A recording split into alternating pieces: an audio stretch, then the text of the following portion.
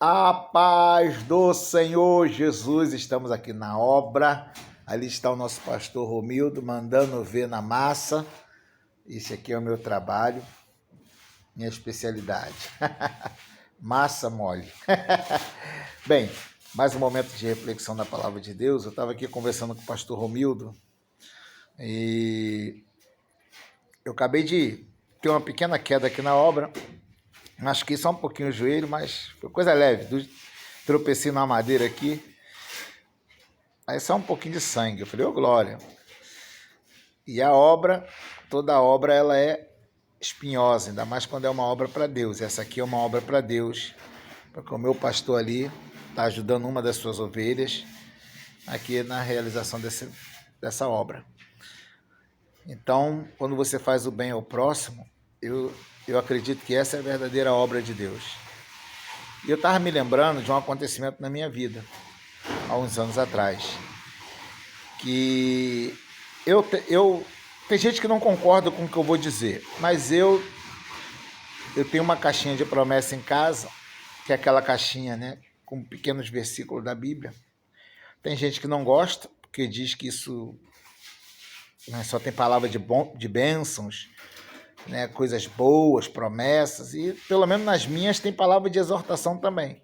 E já fui exortado várias vezes com a palavra que ali tem. Se a pessoa não gosta, eu não tenho como dizer que a pessoa está errada. Ela tem a Bíblia para isso. Quando ela quer que Deus fale com ela, ela tem a Bíblia. Mas comigo dá certo. Deus fala comigo, né? É tudo pela fé. E alguns anos atrás, eu tirei de manhã uma palavra que era amai-vos uns aos outros. Então eu tiro de manhãzinha, cada dia que eu tiro uma palavra. E eu fico com aquela palavra no coração.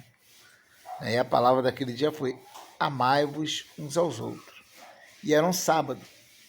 E eu ia visitar a minha avó, que estava internada no Hospital Marcílio Dias, no Rio de Janeiro, Hospital da Marinha. Minha avó tinha quebrado, eu não lembro se foi o fêmur, eu não lembro qual foi a parte do...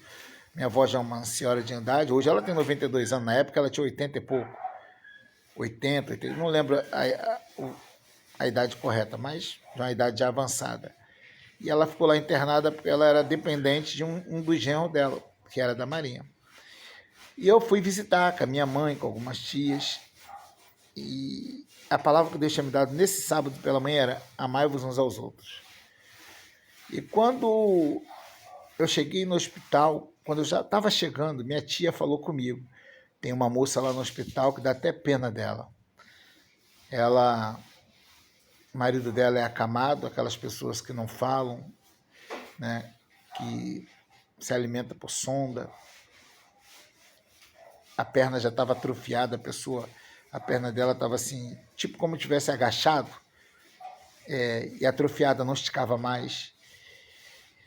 Tinha duas escaras, aquelas feridas do tamanho de uma mão fechada, de um punho, cada lado da polpa, de tanto tempo que estava deitado.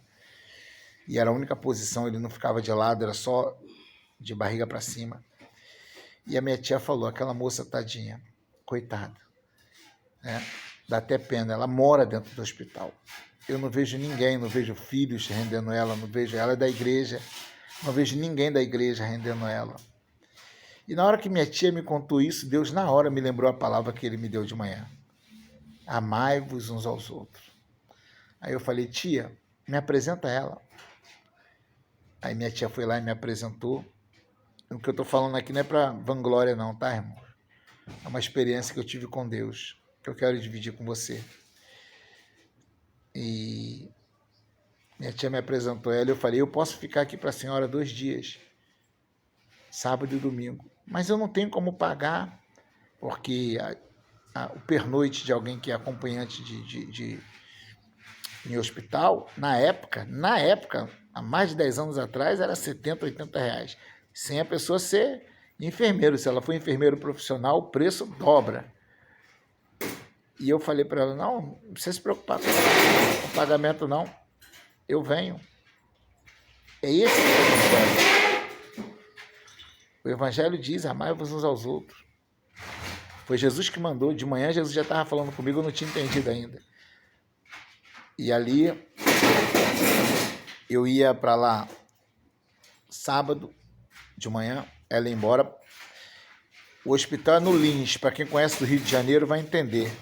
Ela morava em Piabetá, muito longe. Então eu ia para lá sábado de manhã. Às vezes ela já tinha até ido embora, avisava a enfermeira, tá vindo um acompanhante aí para ele. Era num quarto sozinho, né? Não era enfermaria comum, era um quarto. E ela ia e só voltava no domingo à noite.